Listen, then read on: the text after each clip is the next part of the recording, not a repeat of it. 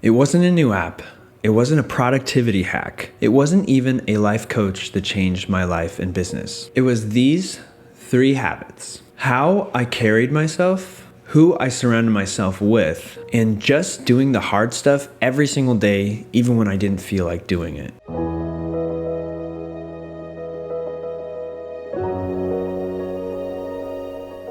So habit number 1, basically your body language, the tone of your voice, and how you present yourself to your clients and to people around you. So it turns out a lot of times people don't realize when you're like resting your face, a lot of people call it RBF,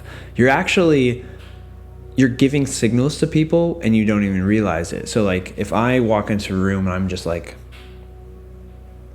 versus kind of raising my cheeks and just being like a little bit more happy and present with the resting face, like something like this. It's a big difference for people and how they perceive you, especially first impressions. First impressions are very important. And also, the tone of your voice is very important as well. And so a lot of times people talk about it like you're almost singing a song when you speak. And so a lot of times when you're using certain inflection, people trust you less or they can trust you more. So depending on how you end a sentence, and this is all information I learned on an incredible podcast, Diary of a CEO. Highly, highly recommend you guys to go watch it. So go check that out. But anyways, back to the tips.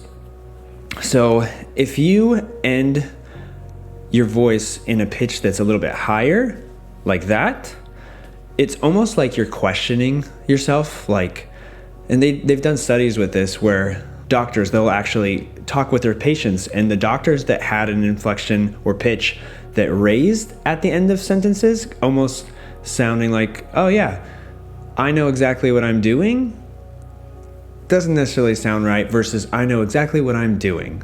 You kind of end on a lower pitch. Therefore, you're more trustworthy, you're more confident, and you just know that you're the real deal. Confidence is really key because your clients or the people around you, if you want to get them to trust you, you need to be confident knowing that you can get the job done. So when I say, hey, I have this product or I have these photos that I'm going to shoot or video, I know I can do it, and I know I can give you a great final product. And another thing that I personally have had a really big battle with is just straight posture, is like putting your shoulders back and making sure you stand up straight. And this has been a struggle for me. I always slouch over, and I'm really, really trying to work on getting my shoulders back, relax, and also like kind of have my core be a lot more straight and strong while I'm in public. And I've been working on that for a while, that I've recently realized how important it is to have good posture. Another really interesting tip on this one is actually just to record yourself like I'm doing right now. This is a new thing for me, but I've noticed when you do certain things, it feels different than how it looks. And same thing with like mountain bike riding. I remember I would do a trick and it would feel so amazing and so crazy, but on camera, it was just like, oh, that's weird. Like it doesn't look quite as good as it felt. But there were certain things I could tweak to make it look a lot better. And so you don't even realize what you look like or what you're doing until you record yourself on camera and watch it back. Even these videos that I'm talking to you like right now, I can watch them back and I'll do certain things that I didn't like that I'll totally change in order to appear a little bit more pleasing to the eye. So it turns out you can say all of the right things, and if your body language isn't matching the words that you're saying, people won't trust you as much. A great example of this is the founder of Ring. Initially, when he went on to Shark Tank about, the Ring doorbells, he actually pitched his idea and nobody actually even wanted into the company because of his body language and the way that he was representing himself, which is just such a crazy idea because you could have this billion-dollar idea and still it doesn't matter if your body language doesn't match. Okay, so habit number 2. This one is super, super important because it's going to affect your life like crazy. So they say that you are the combination of the top 5 people that you hang out with. An interesting study they cited in the Diary of a CEO podcast was they were talking about high performers and how just people that sat next to the high performers, they didn't even talk to them, they didn't work with them, but just by being in their presence, they performed 15% better just by being there. Now, they did the opposite test where they had a lower performer, and just by people being in the same place for that amount of time, I can't remember the exact time period, but they performed 30% worse just by being close, like I think it was 30 feet in proximity of those lower performers. So that goes to show it's so important to surround yourself with people that are like-minded, that are very motivated and are on the same mission as you, whatever your goals are. And I have a really great example of this with my close friend, Chris. He is, first off, just an incredible friend, but it's really interesting because he shares a lot of characteristics that I do, but he's a lot more mature and older than I am. And so he helps me so much in things that I struggle with, either emotionally or whatever. And I can just go to him and say, hey, I'm struggling with this. What is your insight of like how you would deal with this? And it's been so incredibly helpful because he's just so wise and he knows what he's talking about and he's been through stuff and he just has this incredible experience and just way of teaching me just how to be a better human. And we're both on the same path. I believe both of our end goals are very similar. And what's so nice is because we're similar and we have similar goals, we can actually bounce ideas off of each other. It's like knives sharpening knives. And just by having people that, you know, are artists or people that you admire or want to become, that's a huge one too.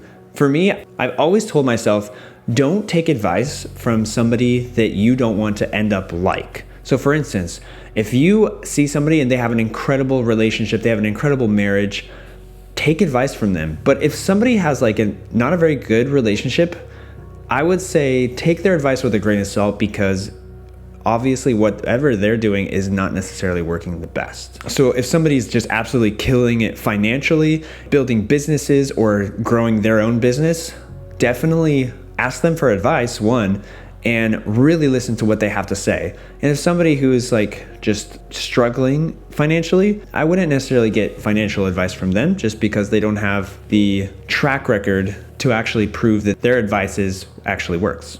And another really interesting thing is a lot of times my family and I will go out on hikes and we'll take photos in nature and stuff. And it's so funny because we always run into similar people like us. So we'll go on road trips and whatnot and like go to all these different locations. And whenever we run into people, we're like, oh, they were so cool, blah, blah, blah. It's because we're doing similar things as them. So be in an environment where you can attract those types of people that you want to hang out with or want to become like. It's really awesome to be able to grow with these same people that are part of your tribe. Another really awesome family that we hang out with is my friends Gabriel and Chloe and their kids.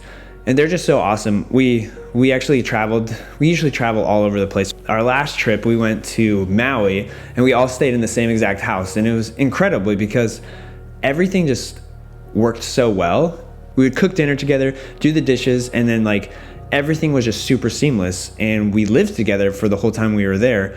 And it was just an absolute blast because we were similar mindsets, we have similar goals, we have similar morals as well. And I find it so gratifying to be able to spend time with people like that you love to spend time with. And so it's really changed my life. And then another one is accountability. You know, when you're starting to lose your direction or you're slacking on certain things, it's really good to have somebody to check your accountability on whatever goals you have. So that's a really big plus as well. And then habit number 3 is just relentless consistency. This one can be a struggle.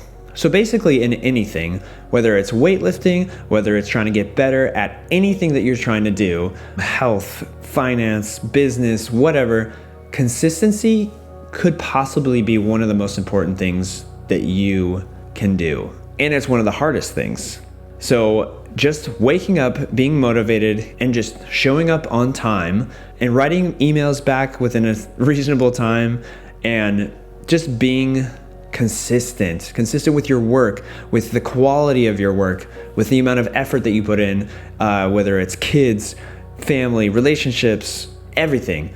Being consistent is so important, because with consistency, they always say practice makes perfect. I like to say practice makes progress. And life is just like a big old game. And the more consistent you are, the better you'll be at this game. And especially starting out, if you're starting out your business, it's really hard because when you're consistent, you don't necessarily see the results right away. It's just like weightlifting or working out. Like you go to the gym and then you're lifting weights and you don't see like this amazing body yet.